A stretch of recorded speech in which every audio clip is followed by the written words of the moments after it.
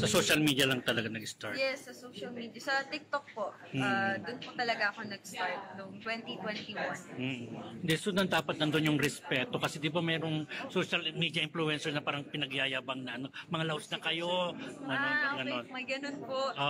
Well, opo, dapat talaga may respeto sa lahat ng tao, hindi lang naman sa artista. Pero parang hindi naman maganda sabihin yun kung sino man yung nagsabi nun. Pero yun, respect po talaga yung importante for me.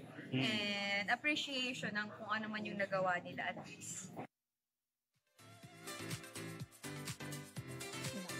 Alam mo, platform na rin talaga ang TikTok, ha? Para madiskubre. Para madiskubre, di ba? At maging artista, di ba? Gaya ng Gueco, gaya nitong si Yuki. Japanese ba siya?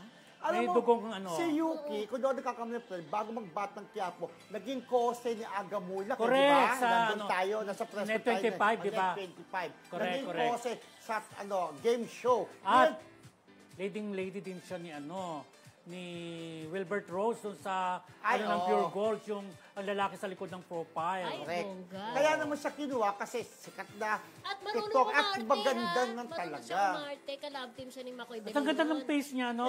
Mabait. Sabi ko nga nagagandahan ako eh. Pero yung pinili ka ni Coco Martin, siyempre, may nakita sa sarili kanya, mo. kumbaga. Parang Diba, wow. Si Coco lang yung mga social media influencer talaga naman kumuha siya. At saka yung mga yung mga sino Tony ba yung... Fowler, Hindi, yung mga nagrarap-rap, labanan-labanan, yung mga rapper. nandun din. Sila Basilio, kung sino-sino. Crispin, Charot. Crispin, Jesus lang, basta si Basilio. Sergio. Andun sila, di ba? Si Coco maganda tumutulong talaga. Smaglas. Ayan, si Smaglas, napulot ko yung cellphone niya sa taxi. Tapos, maraan mo ko nabasa. Tapos, balik mo. Tumawag.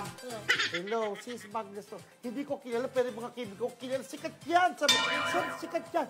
Binigay ko kay Eric John Salud. Pero maraan mo ko nabasa. Marami ka na. Katulad ng, may jowa na pala yan eh. No?